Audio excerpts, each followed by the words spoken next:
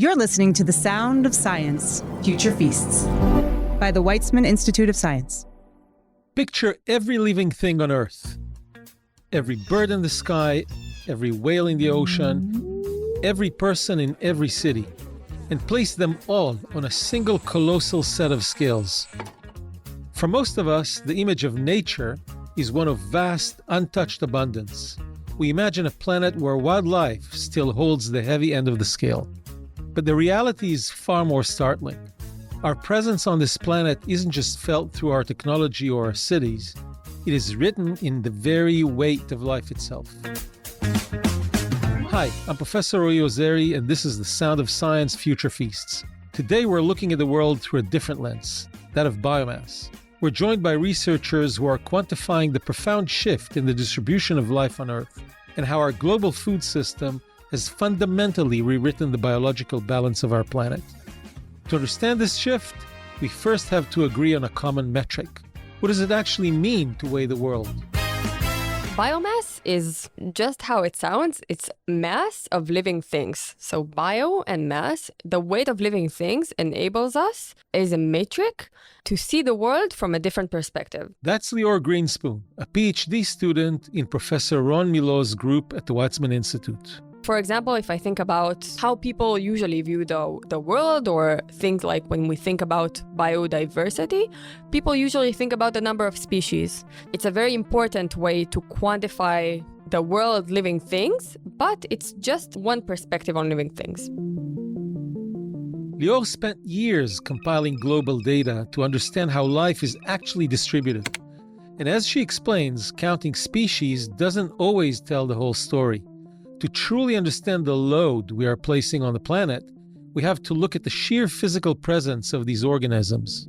If I walked to a forest somewhere and an elephant walked by, I would know that it walked by. It leaves behind traces. It changes its environment in different ways than a rabbit does. So that's exactly why we use biomass. It's not some metric to replace all other metrics. It's a complementary perspective on our planet. And it allows us to compare things like rabbits and elephants, or humans and rabbits and elephants, and even bacteria and viruses and plants and other things. When we use this yardstick of biomass, we start to see a picture of human dominance that is hard to ignore. When Lior and her colleagues put all the mammals on that theoretical scale, the results were a shock even to the scientific community. Wild mammals would only comprise 5% of the total biomass of mammals. So 5% would come from wild mammals, which also includes wild marine mammals. Still, I would only come to 5% of the global biomass of mammals combined. When we compare this to humans, humans alone would comprise roughly 40% of the global biomass of mammals. Even if we took all of the wild land mammals on Earth combined, they would weigh less than the weight of sheep on our planet. Just sheep. It's not something I think is intuitively very, very abundant. Think about that for a second. If you take every elephant, every deer, every lion, and every whale in the ocean, they only make up 5% of the mammalian weight on Earth. We and the animal we raise for food make up the other 95%. And it's not just mammals. If we take the global biomass of birds, we estimate that roughly 1/8 of the global biomass of birds comes from just wild birds. And all the remaining birds are things we use for our food. So chicken and turkeys and ducks and geese and other types of birds. And actually 70% of bird biomass on Earth is just chickens that we consume for our food. The scale has tipped, and the reason is clear: our food system.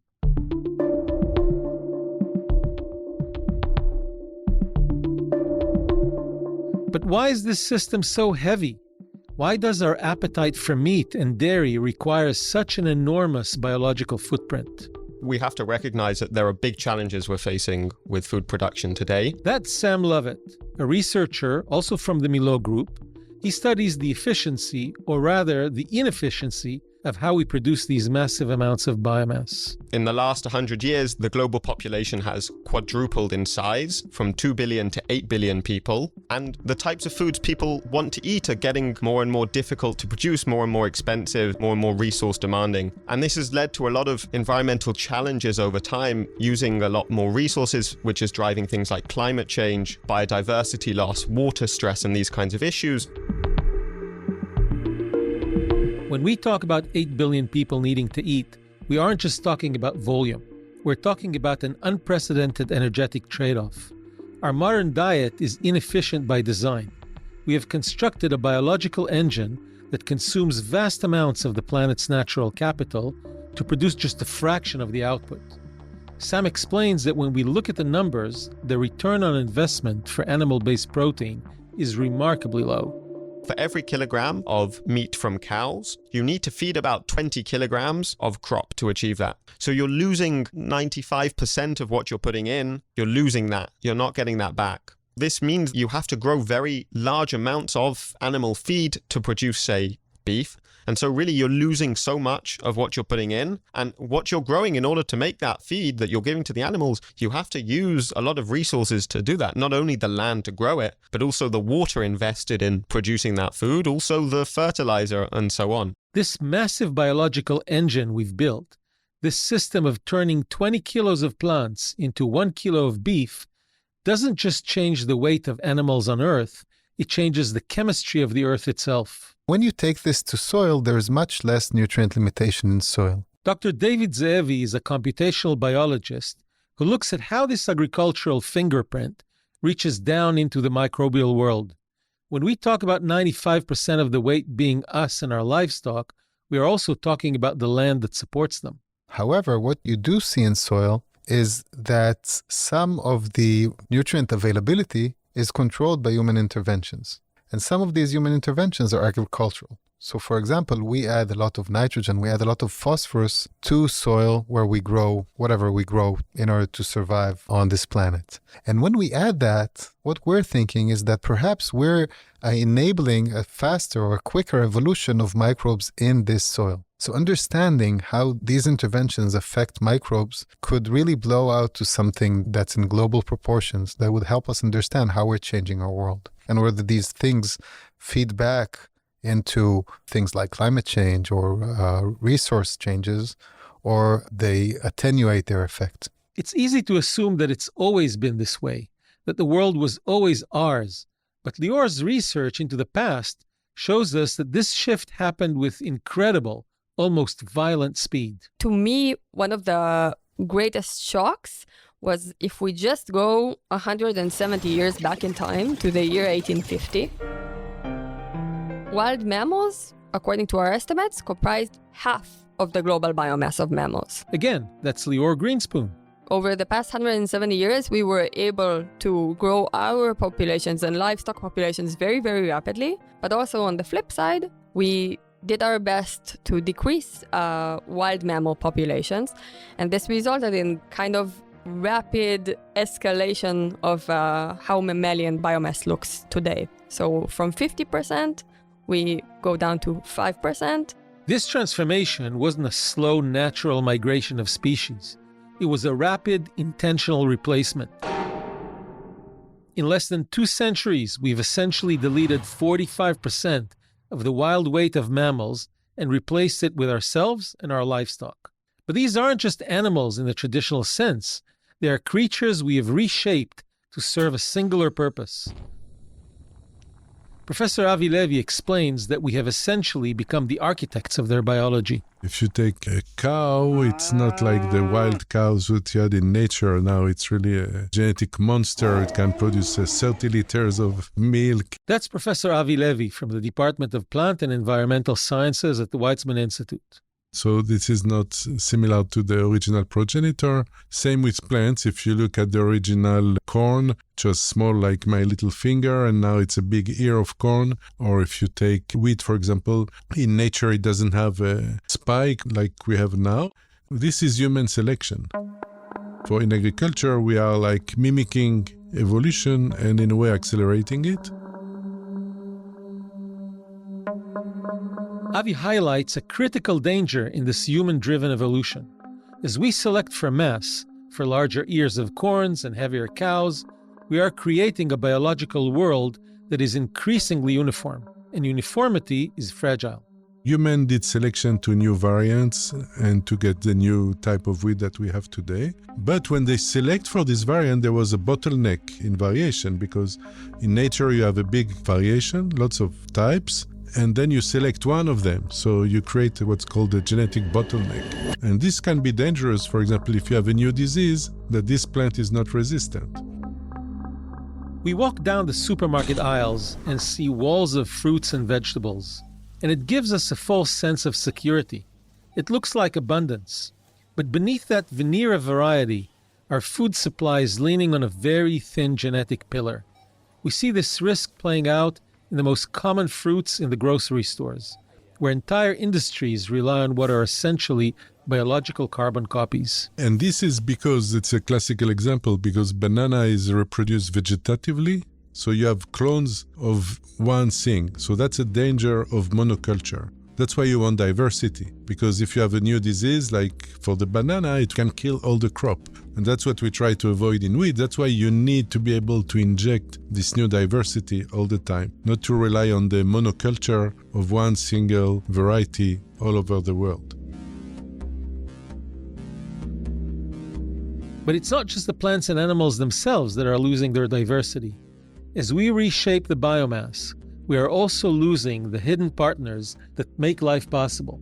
David Zeevi's research shows us that as we modernize our crops, we are accidentally breaking ancient alliances. We can experiment on this type of microbe to see where is the link between tomato and microbe, and when was this link potentially broken or not broken when we domesticated or when we modernized the plants. That way we can look into the link between plant and microbe, their coevolution basically, and see if we broke something and whether we can fix it. So somewhere in modernization, maybe in the Green Revolution, maybe in a different time, when we grew wheat that was more adapted to nitrogen concentrations, high nitrogen concentrations and high phosphorus concentrations and so on, we changed its ability to recruit certain microbes. And this could be fundamental. Having changed the microbiome of these plants means that we may have changed their ability to recruit more nutrients from the soil, because microbes can collaborate with plants in order to fix nitrogen, in order to recruit phosphorus from many different places. And maybe when we evolved these modern accessions of wheat, we lost some very basic properties of the microbiome that could help us in the future grow wheat more sustainably.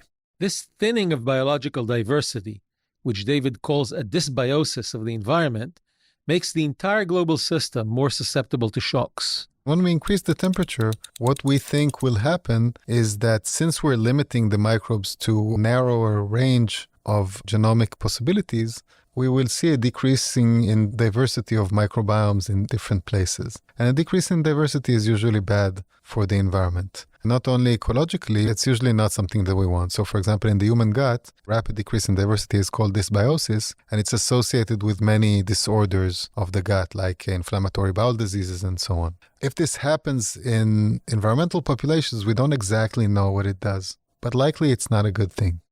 So where do we go from here? If we've tipped the scales so far towards ourselves, how do we protect the remaining 5% and ensure our own survival? One way is through what Avi calls Noah's Ark for plants. It is a genetic backup, what they call gene banks. It's like the Noah's Ark. There are big gene banks in the world. One of them is in Norway, in Svalbard. It's buried within the glacier. Almost 1 million different types of plants, of seeds, and they keep them in case of some major catastrophic event or, of loss of these diversities. Protecting these wild libraries is essential because, as Sam points out, our current investment in biomass is, in many ways, a lousy one. We are losing a lot of energy. We are growing vast amounts of food to produce not very much. And it's a big question, should we actually be doing this? Sam Lovat explains that the issue isn't lack of food. It's a lack of efficiency in how we use the biomass we've already created. With the current way we produce food, we have more than enough for everyone. We grow, for example, 5,000 kilocalories per person per day in cropland and another similar amount in pastures and so on. So at the minute, there is clearly enough food for everyone. If we switch to plant-based diets, for example, we have all of this space where we can grow things on, but we don't need to use nearly as much of that potential that we can grow. As we reconsider that distribution, we also have to face what we've lost. Lior warns us about a psychological phenomenon called shifting baselines, the danger of getting used to a depleted world and calling it normal. If you compare a very, very low point to what you have today, it might seem like things are okay. But if instead of picking the 1980s as your baseline year, you go back further back 100 years, you can actually see that whale populations now are very depleted compared to what their historical baselines should be. We estimate that since the beginning of industrial whaling in the 1850s, whale biomass, or the biomass of marine mammals, it's more correct to say, was depleted by 70% compared to what we have today. The numbers are staggering. 5% wild mammals, 70% chickens, a 45% drop in wild biomass in just 170 years. But these numbers aren't just a record of loss. They are a roadmap for responsibility. It's very easy to think about myself, one person, versus the world as a whole and think that my actions are negligible. But actually, we're 8 billion people, and we have to have a look at the numbers when we make decisions. Understand that only 5% of the global biomass of mammals on Earth is wild. And if we want to have wildlife, if we want to have wild mammals, which I think from a moral perspective we do, but also from an ecosystem perspective we have to have them, we need to keep it in mind in our decisions. Whenever you make a decision, it's good to have the data, to have an evidence-based decision, and not to just operate based on our preconceived notions on, nature is immensely abundant and it will be fine. The Earth's balance has shifted. We have become the heavyweights of the planet, not just in our influence, but in our sheer biological mass.